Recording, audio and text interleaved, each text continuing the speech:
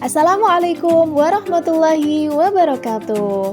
Halo teman-teman, bagaimana nih kabarnya? Semoga dalam keadaan sehat ya. Pada video kali ini, kita akan belajar tentang materi beriman kepada kitab-kitab Allah Subhanahu wa Ta'ala. Kira-kira apa saja sih materi yang akan kita peroleh? Yuk, simak videonya sampai selesai ya. Sebagai umat Islam, kita diwajibkan beriman kepada Al-Quran sebagai kitab terakhir. Namun, kita juga harus menghormati kitab-kitab sebelumnya. Setiap kitab Allah mengandung petunjuk untuk kebaikan umat manusia.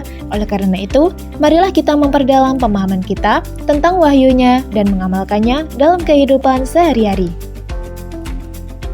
Teman-teman, apakah kalian tahu apa sih iman itu? Jadi teman-teman, iman adalah membenarkan dengan hati, mengikrarkan dengan lisan, dan mengamalkan dengan anggota badan.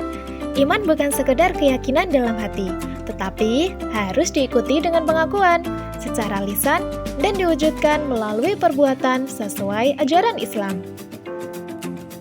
Kemudian, bagaimana dengan iman kepada kitab Allah? Iman kepada kitab Allah Subhanahu wa Ta'ala, yakni kita membenarkan dan meyakini dengan sepenuh hati bahwa Allah Subhanahu wa Ta'ala telah menurunkan kitab kepada nabi atau rasul yang berisi wahyu untuk disampaikan kepada seluruh umat manusia. Kitab-kitab itu merupakan kalam Allah Subhanahu wa Ta'ala yang berfungsi sebagai cahaya dan petunjuk bagi manusia. Semua kandungannya merupakan kebenaran yang wajib diikuti dan dilaksanakan. Nah, teman-teman, tadi kita sudah mengetahui apa itu iman kepada kitab-kitab Allah. Sekarang, apa saja sih kitab-kitab Allah yang wajib kita ketahui? Ada 4 kitab Allah yang wajib diketahui oleh kita sebagai umat Islam, yaitu kitab Taurat, kitab Zabur, kitab Injil, dan yang terakhir adalah kitab Al-Quran. Mari kita bahas satu persatu mengenai keempat kitab tersebut ya. Oke teman-teman, kitab-kitab Allah yang akan kita bahas pertama adalah kitab Taurat. Kitab Taurat adalah salah satu kitab suci yang diwahyukan Allah Subhanahu wa Ta'ala kepada Nabi Musa alaihi salam. Kitab Taurat menjadi petunjuk dan bimbingan bagi Bani Israel yang kemudian disebut sebagai bangsa Yahudi. Bahasa yang digunakan dalam kitab Taurat ini adalah bahasa Ibrani. Selanjutnya adalah kitab Zabur. Kitab Zabur adalah kitab suci yang diturunkan Allah Subhanahu wa Ta'ala kepada kaum Bani Israel melalui utusannya yang bernama Nabi Daud alaihi salam. Kitab Zabur ini berisi hukum-hukum perkara seperti Taurat. Namun, kitab Zabur terdiri dari 150 surat yang berisi nasihat-nasihat, hikmah, pujian, dan sanjungan kepada Allah Subhanahu wa Ta'ala. Bahasa yang digunakan dalam kitab Zabur ini adalah bahasa Qibti. Selanjutnya adalah kitab Injil. Kitab Injil diturunkan kepada Nabi Isa alaihi salam. Kitab Injil yang diturunkan kepada Nabi Isa alaihi salam memuat keterangan-keterangan yang benar dan nyata, yaitu perintah-perintah Allah Subhanahu wa Ta'ala agar manusia mengesahkan dan tidak menyekutukannya dengan suatu apapun.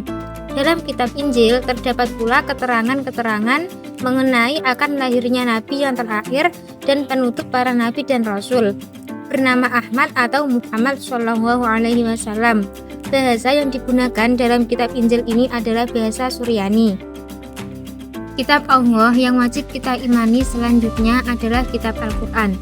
Kitab Al-Quran merupakan wahyu Allah yang diturunkan kepada Nabi Muhammad Shallallahu Alaihi Wasallam.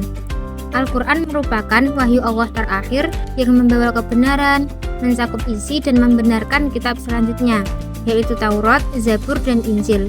Meskipun demikian, Al-Quran memiliki syariat tersendiri yang berbeda dengan kitab-kitab sebelumnya. Syariat yang terdapat di dalam Al-Quran berfungsi menggantikan syariat yang terdapat dalam kitab-kitab sebelumnya. Bahasa yang digunakan dalam kitab Al-Quran adalah bahasa Arab. Teman-teman, untuk mengetahui tingkat kepemahaman kalian mengenai materi yang sudah disampaikan tadi, silakan kalian scan barcode yang sudah ditampilkan ya. Selamat mengerjakan. Sekian pembelajaran kita di video ini ya. Jangan berhenti di sini, teruslah mencari karena dunia penuh pelajaran yang menanti. Terima kasih atas perhatiannya, semoga bermanfaat. Wassalamualaikum warahmatullahi wabarakatuh.